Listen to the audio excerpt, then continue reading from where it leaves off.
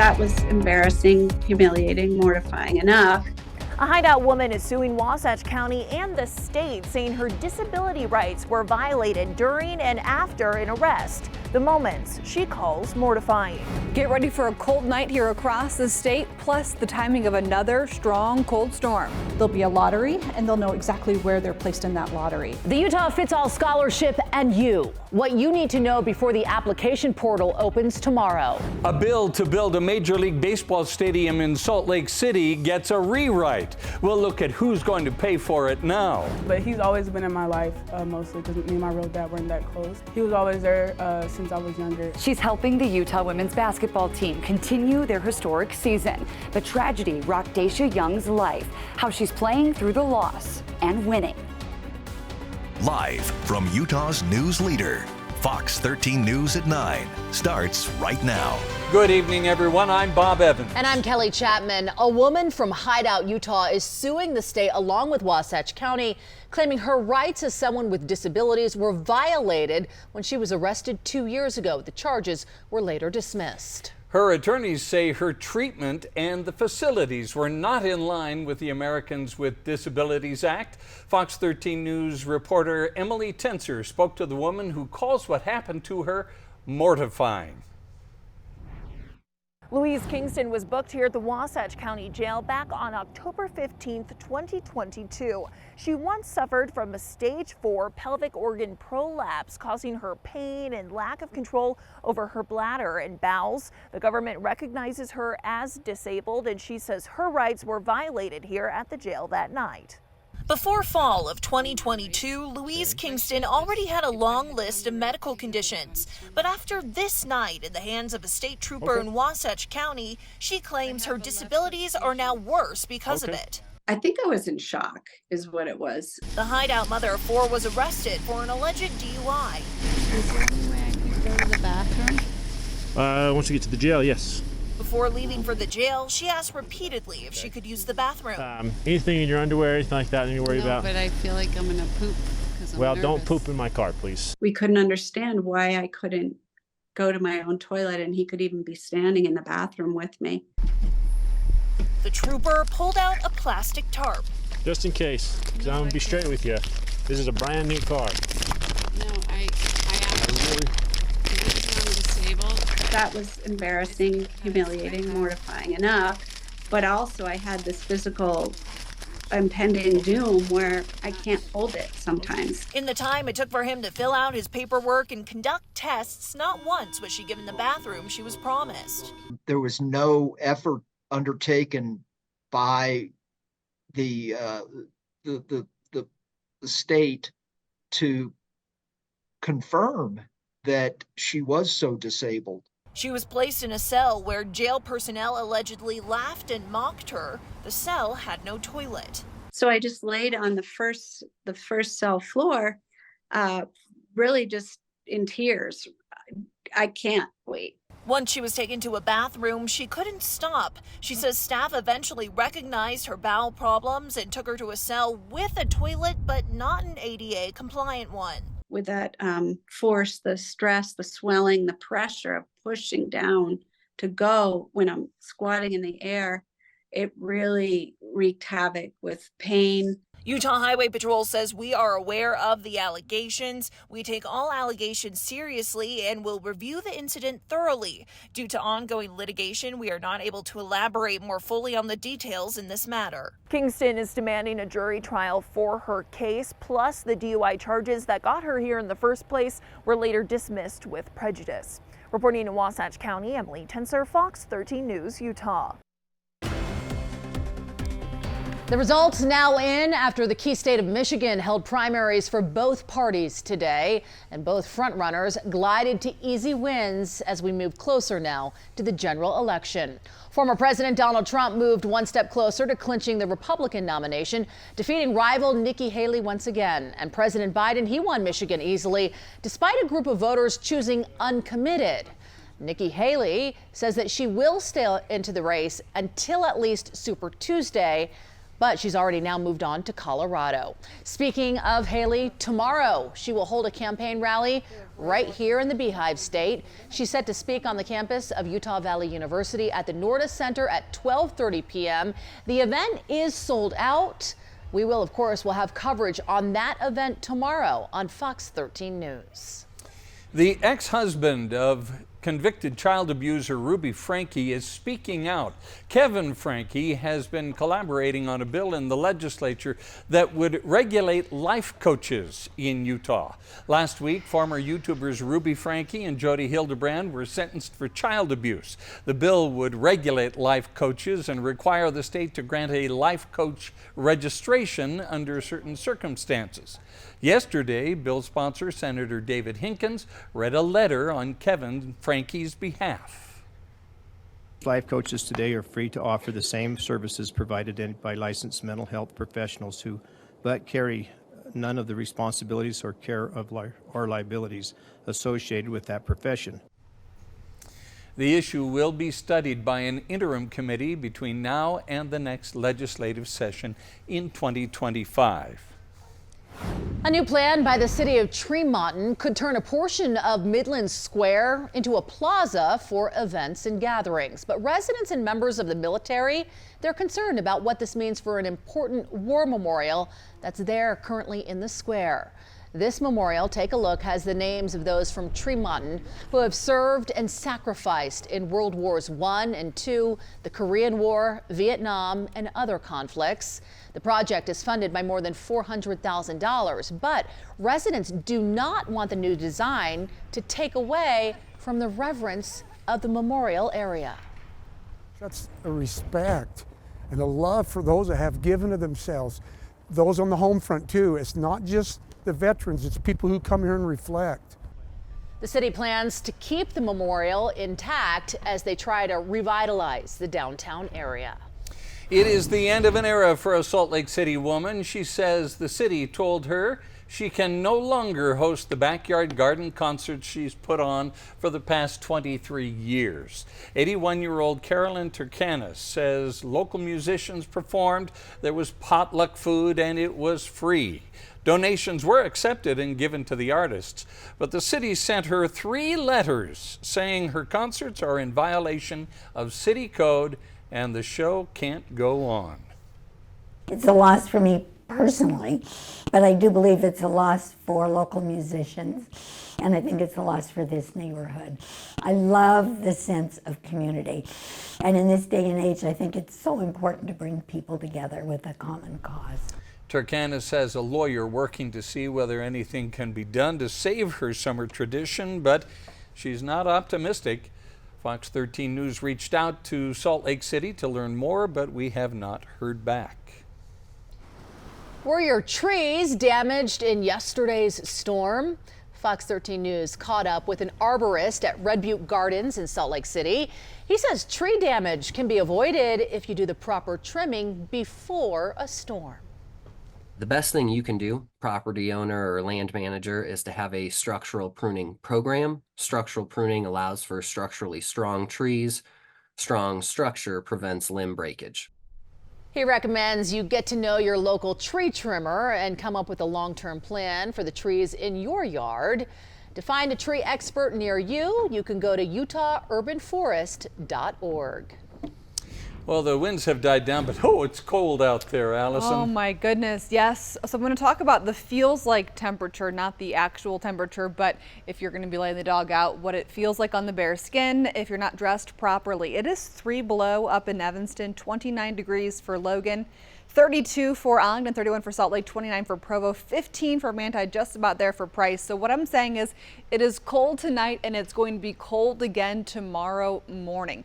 We are under mostly clear sky for a lot of the state. We still have some remaining clouds here across the north, but the wind has subsided. Here's what I want you to know for tomorrow morning. Mid-20s here in Salt Lake City. It's going to be a clear, cold, and frosty start tomorrow. with a daytime high tomorrow making it into the 40s. So for the evening commute tomorrow, we'll drop to about 44 degrees. And as you wake up tomorrow morning here across the state, we're going to have a lot of us feeling like we're about 15 to 25 degrees, with many areas even feeling colder than that, like below zero for Park City tomorrow morning. More on the timing of a warm up and then another cold, strong storm coming up. A new study shows how home sale prices in Utah are connected to the economy. We'll show you which way the prices are headed right now. A judge rules in favor of journalists and against the Utah Attorney General in a records dispute that has spilled to the state capitol. Utah senior forward Daisha Young is playing remarkable through tragedy, how she's winning even through her loss. After the break.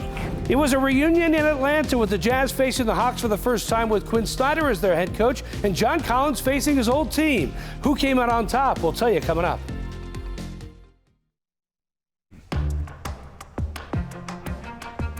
A judge has ruled the calendar of Utah Attorney General Sean Reyes is indeed a public record. Fox 13 News investigative reporter Nate Carlisle has been tracking this closely and has the latest from Utah's Capitol Hill. Calendars, yes, calendars, remain a hot topic in 2, maybe 3 branches of Utah government.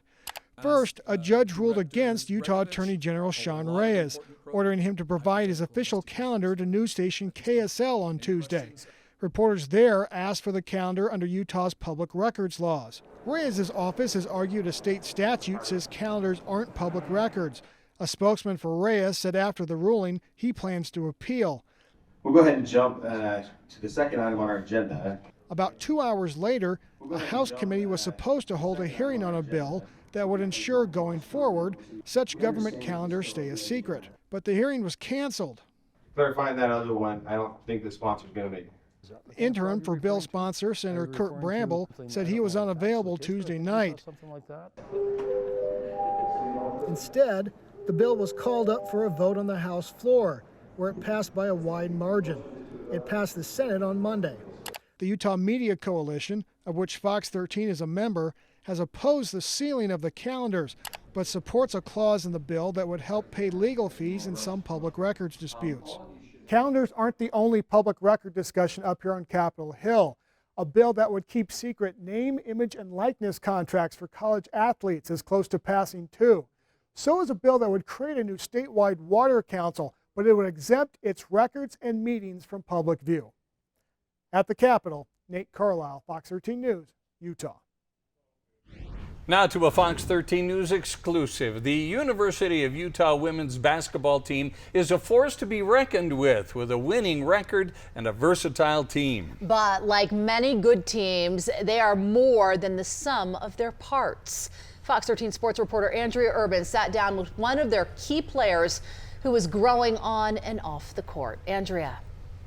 Yeah, thanks, Kelly and Bob. The 18th ranked Utah women's basketball team continues to be historic. They're the only team in the country who has 4 top 10 wins this season. And I got the opportunity to sit down with a versatile senior, Daisha Young, which is winning, but even through her loss.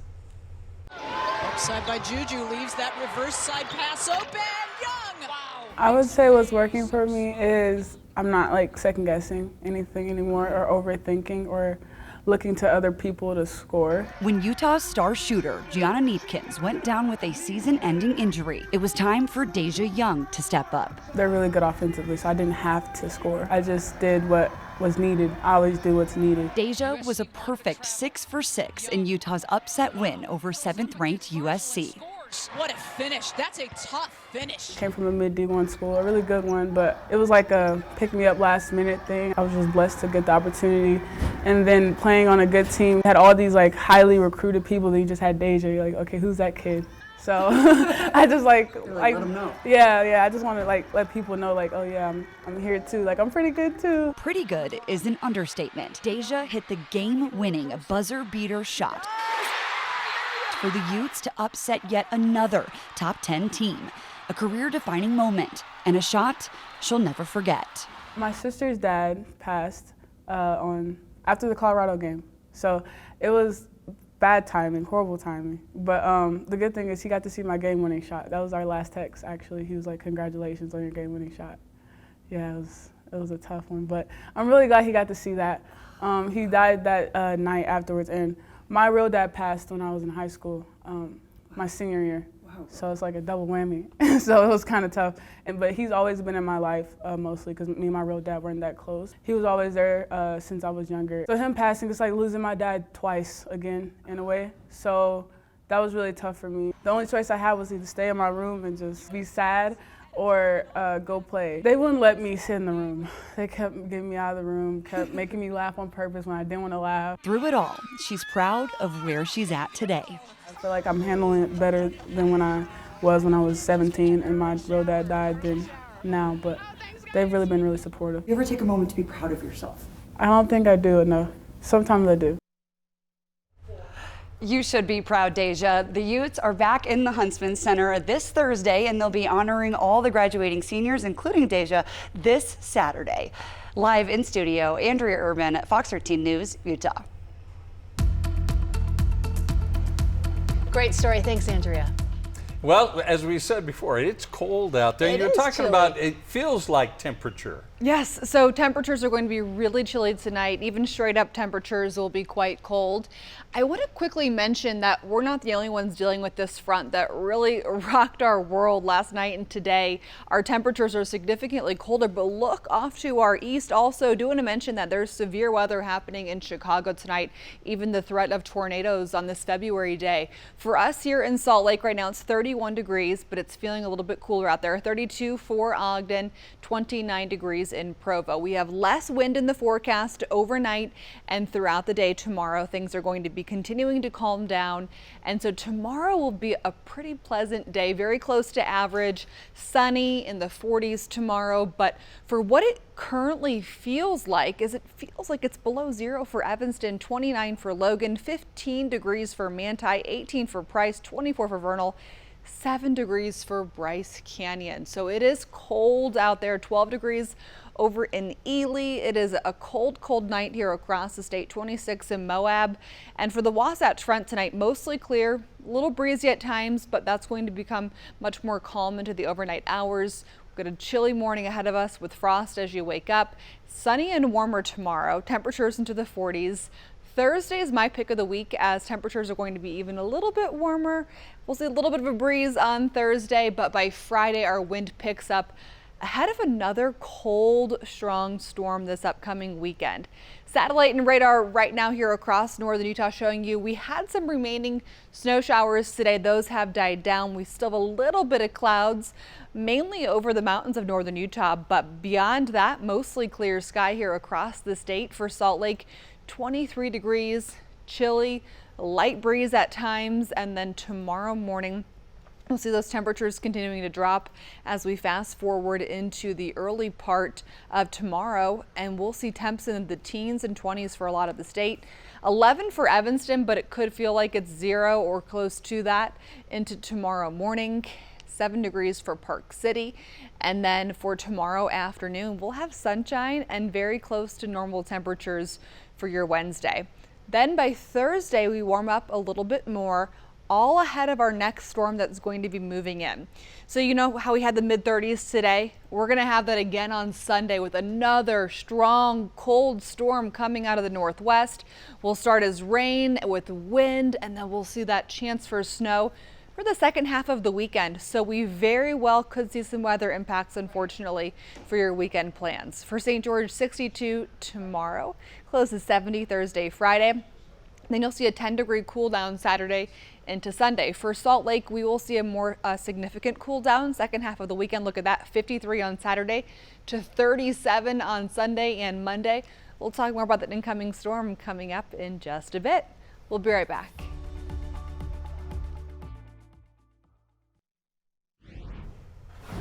Law enforcement officers in Brigham City say a woman's body was pulled from Box Elder Creek overnight. They're now trying to figure out how and why she died.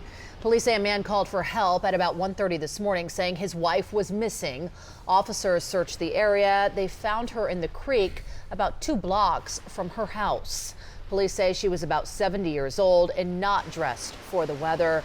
They have not released the woman's name. Charges have been filed against a Salt Lake City man accused of threatening first responders with a gun. Employees with Gold Cross called for help early Saturday morning while on a call near 2500 South, 600 East. They were treating 23-year-old Sebastian Hernandez when he became combative. They say he tried to fight them, then went back inside his house. Fire officials left, but the EMTs stayed behind to clean up their equipment. That's when Hernandez came back out with a handgun and told the EMTs to leave. Hernandez has been charged with 2 counts of aggravated assault and interference with an arresting officer. Listen to this. More animals are being euthanized in Utah despite more shelters becoming no-kill status. Best Friends Animal Society says that means 90% of animals coming into a facility found homes.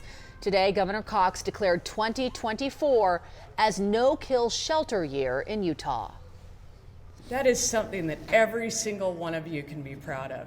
Every person who is here today who has contributed to this cause in a large way, in a small way, can be proud.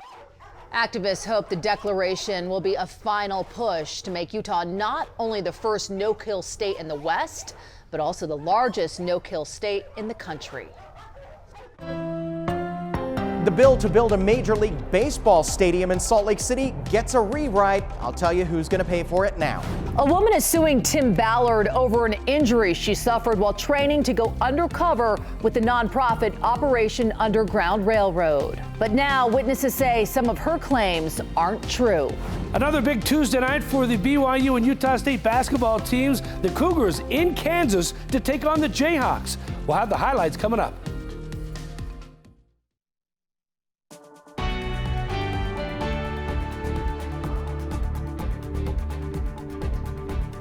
A bill to build a Major League Baseball stadium in Salt Lake City has gotten a rewrite. The bill was rewritten to win support in the House of Representatives, changing who pays for it.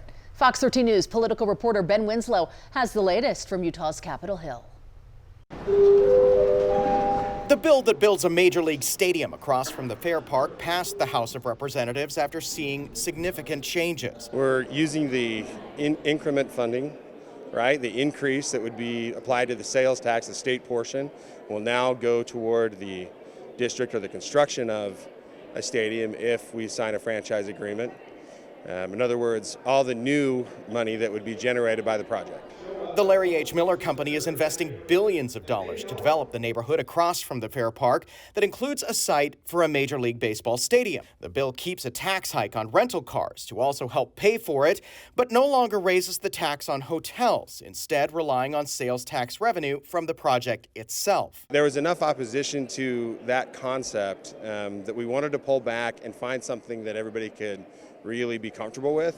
That appeared to win support from lawmakers, some of whom objected to raising the hotel tax statewide to pay for a Salt Lake City stadium. About half of our visitors that stay in hotels are you from Salt Lake that come down to St. George.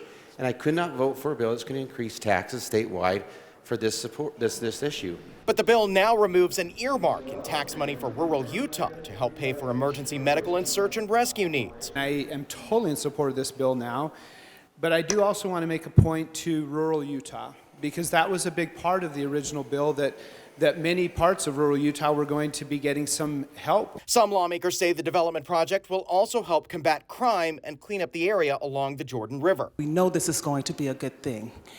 I've heard from the leaders in my community, and they are real excited about this and the possibility of this and what this is going to mean and the economic impact that this is going to have on our community. The bill is now in the Utah State Senate for consideration. The legislative session ends Friday night. On the Hill, Ben Winslow, Fox 13 News, Utah.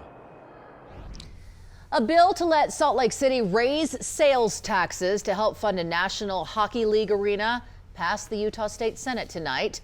The bill creates a sports entertainment district downtown for an NBA and NHL arena. It's believed it will be near the Salt Palace. Smith Entertainment Group released this rendering today of what it could look like. You see that rendering right there on your screen. Tonight, a provision was carved into the bill, though, saying if any team leaves before 30 years, they have to pay back Salt Lake City and the state for any taxpayer money invested. The bill now goes to the Utah House. The latest version of the bill governing the inland port has passed the state Senate. Lawmakers voted overwhelmingly to support the bill, which allows for cleanup of a project area much more quickly. It also gives cities more of a cut of taxes generated from the project. The bill now goes to the House. Lawmakers are abandoning a proposed constitutional amendment that would raise the threshold to pass a citizen ballot initiative. The bill would require a 60% threshold to pass an initiative that raises taxes. Voters back in 2018 approved Proposition 3, which expanded Medicaid coverage for thousands of Utah's most in need. But the bill faced significant pushback, so lawmakers are dropping it this session. A bill to allow volunteer chaplains into Utah schools has cleared a Senate committee. ARM Representative Kevin Stratton's bill is voluntary, but he says it will be good for students. He still faces pushback over concerns about separation of church and state. The Satanic Temple has warned it will take advantage of the program should it become law.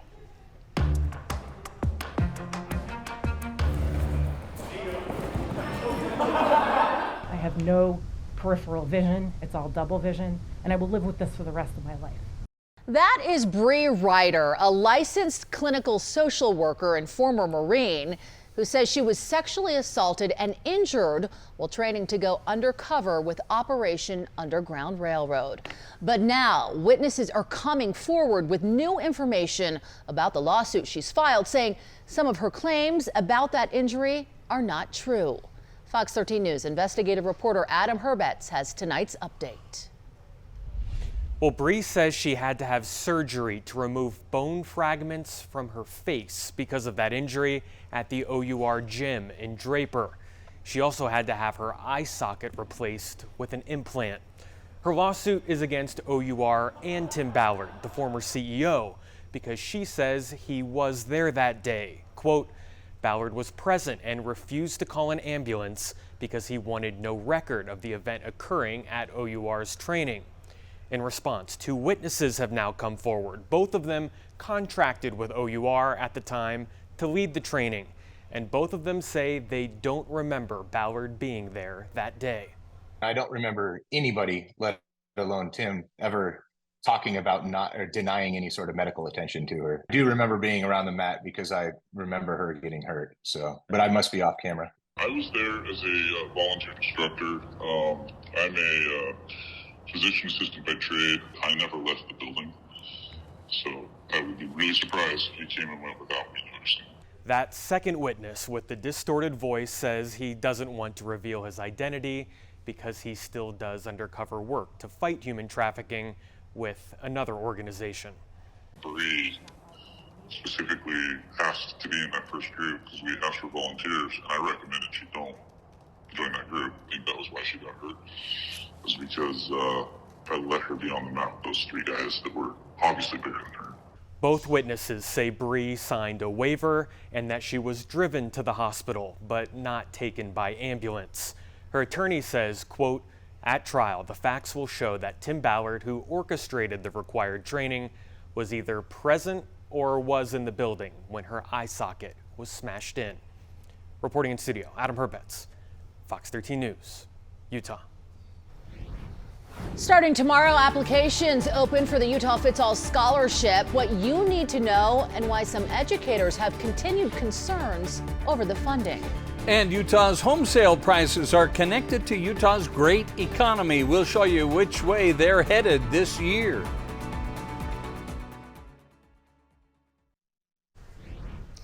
Well, you may remember last week I told you about the Utah Fits All Scholarship Program, and tomorrow the application portal opens for all Utahns. It was last year the legislature passed the Utah Fits All program, appropriating $42 million to K-12 students to use toward private school tuition, homeschooling, and a variety of other educational structures outside of the public education system here in the state. The funding breaks down to $8,000 scholarships for 5,000 Utah students. When the application opens tomorrow, the portal will remain open through April 15th, and you can apply anytime during that time frame. The awards will not be given on a first-come, first-served basis, rather something more personal. The way that the law works right now is that preference is given according to their income.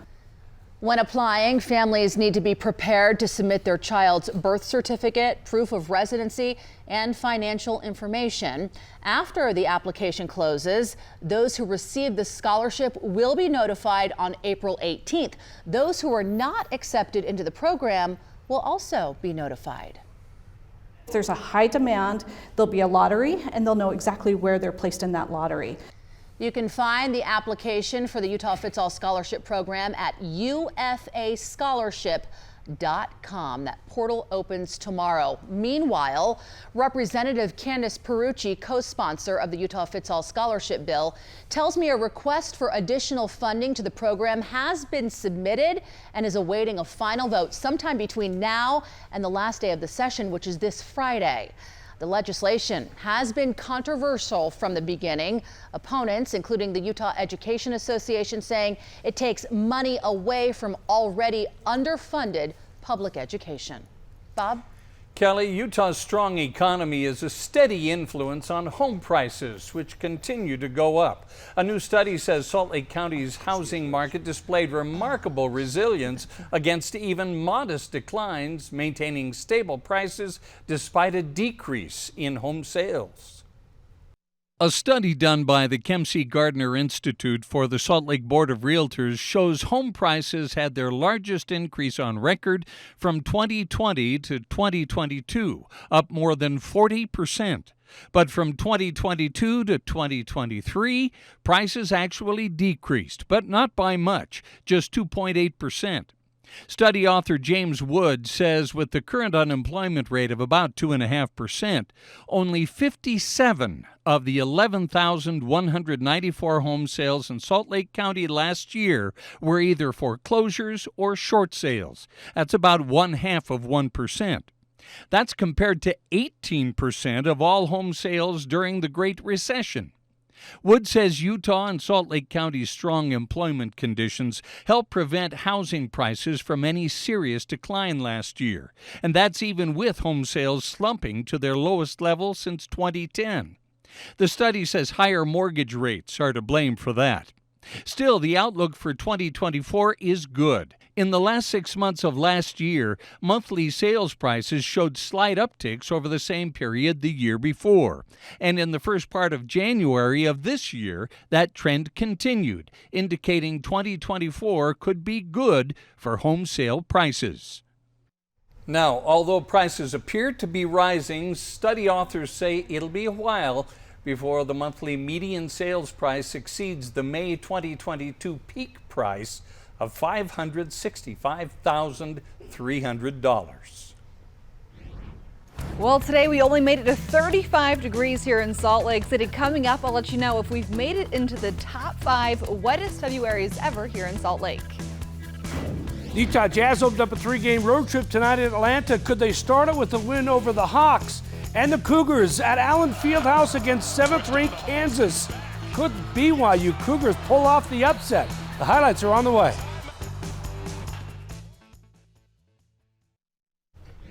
Today, the Utah House passed a bill that could give more rights to crime victims. Fox 13 News reporter Jenna Bree shows us why the mother of a young Utah man who disappeared last year is sharing her support. The victims truly don't have rights. The criminals have the rights. So if we can start with one small change, we can build mountains off of that. Candace Cooley's son, Dylan Rounds, first went missing in May of 2022. Almost a year later, a squatter named James Brenner, who lived near Rounds' property, was charged with murder. But Rounds' body was never found. You look at my son, Dylan, we're at the mercy of Brenner. We're at the mercy of James Brenner. He has all the rights. He's protected. Our whole case has been put on the back burner because of what James Brenner is entitled to. The Crime Victims Amendments bill would create victims' rights committees in each judicial district of the state and would create a process for submitting a complaint alleging a violation of a victim's right. We found out that we had nowhere to go. And as much as Box Elder mishandled this case, it was 100% up to them if they were going to relinquish it or even accept help. They shouldn't be able to disregard outside agencies helping. Cooley says this bill would help families like hers get the justice they need. What I would like to know is, what is Dylan entitled to? Why is Dylan entitled to nothing? He did nothing wrong, and I think this bill is going to be the start of it all. The bill goes for a vote in the Senate next. In Salt Lake City, Jenna Bree, Fox 13 News, Utah. Well, it started out quite cold and blustery this morning. Ended up being a beautiful but still chilly day and evening. Thank you so much to Eric for sharing this picture of tonight's sunset. This is facing east though, so you can still see those beautiful colors bouncing on the clouds right there. I've got some great news for you as we're getting ready to wrap up February. We've got 2 days left. Not expecting any more rain though. We're at 3.37 inches of precip. That's rain and melted snow here in Salt Lake, bringing us into the top 5 wettest Februaries in Salt Lake City. So that is some fantastic news. Making it into the top 5 is really good, especially since we are in a snow deficit this winter. The rain that we've been getting has been making up for that lost ground, which we love to see. Tonight, still a few clouds, mainly linked to the mountains, but we zoom out across the region. We have a lot of clear sky. Things are calming down wind-wise, and we'll have a cold start tomorrow morning. By tomorrow at 4 p.m., it'll be close to 50 degrees. We'll have a lot of sunshine the next couple of days, and then we have another storm in the forecast for this weekend. So how does that potentially impact your plans? It depends on what your plans are. We could see some travel disruptions, especially Saturday evening into Sunday, and also any outdoor plans may have to be brought inside depending on the weather. And Sunday is going to be quite cold. So first half of the weekend we'll be looking at rain, wind on Friday, Saturday rain, Sunday chances for snow. That's for Ogden. Your chances. Provo, a little less of a chance on Friday, but by Saturday widespread into Saturday night. And then by Sunday, some chances for snow as we wrap up the weekend and get into the early part of next week. Things are going to be a lot colder. Now, this is a storm that's going to move in from the northwest. So we'll see maybe a little bit of precipitation across far southwestern Utah on this weekend. We'll see some rain chances for St. George Saturday through Sunday. It's just a little less likely than it will be here across northern Utah. So for St. George, your low 60s tomorrow, close to 70 degrees Thursday, Friday, and then you'll see about a 10-degree cool down for Saturday and a 10-degree cool down on Sunday, bringing you to 50 degrees on Sunday. For Salt Lake, 48 tomorrow, 57 degrees on Thursday, partly cloudy to mostly sunny.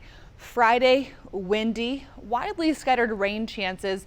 Better chances for rain on Saturday, low 50s. And then look at those high temperatures on Sunday and Monday, 37 degrees in Salt Lake City. So if you think today's cold, then you're definitely going to think Sunday and Monday are cold. And then after that, it looks like we've got the chance for maybe a few more storms lining up behind it every couple of days. So we do have some good stuff to look forward to as we head into March.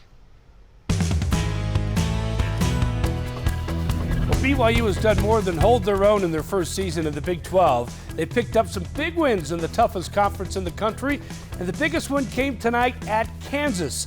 The 7th-ranked Jayhawks went into the game with a perfect 19-0 record at Allen Fieldhouse, and they led most of the game ahead to Hunter Dixon for the Jam. He led Kansas with 17 points. They led by 6 at the half, but the Cougars rallied late in the second half. Jackson Robinson knocks down the 3. The lead was down to 2. Robinson had 18 points. Then it's Dallin Hall stepping up big time for the Cougars. 3 is money. Put the Cougars up 2 with 3:44 to play. Then with 1:30 to play, another huge 3. Put the Cougars up 5. He finished with 18 points. BYU with a massive win on the road, 76-68 over Kansas.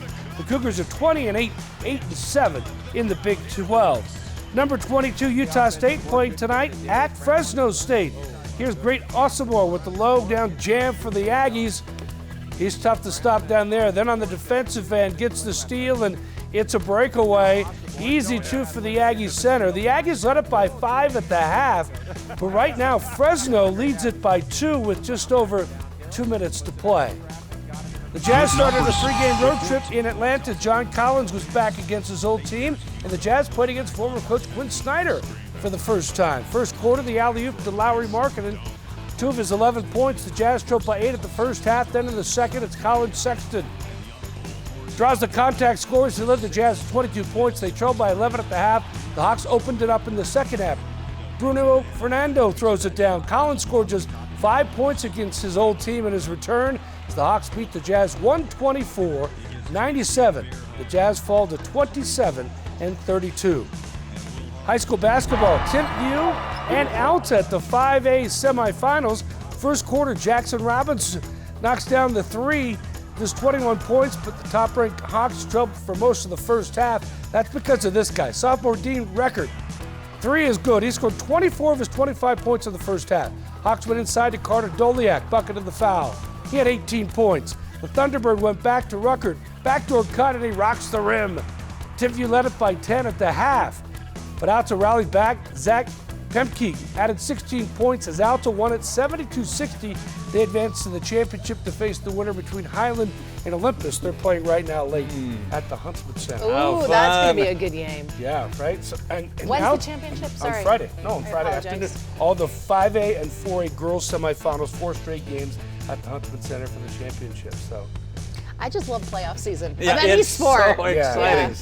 It is. Timpview led for most of the game, and I was there and left the game. They led with 10-point lead. I got back, and they were trailing by 10. You shouldn't have left. Well, for Alta's sake. Yeah. So much Or passion in yeah. these games, Timpview's these it. young athletes. Yeah. They're so accomplished. And good. Really Yeah, good. very good. Yeah. Thanks, Jeff. We'll be right back.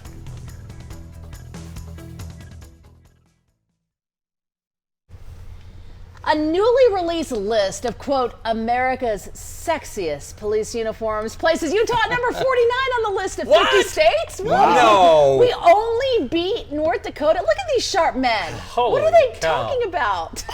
My The list was goodness. published on wealthofgeeks.com. What? It was apparently based on a number of online polls. We got so they're defecting to Idaho. To give, This kind of sounds perfect, though. The uniform worn by Texas Highway Patrol troopers was ranked number 1. Oh, yeah. According to the Utah Highway Of course. Patrol, the department's current uniform has basically remained the same since 1947. So, Well, we think you're number one, guys. Hang in there.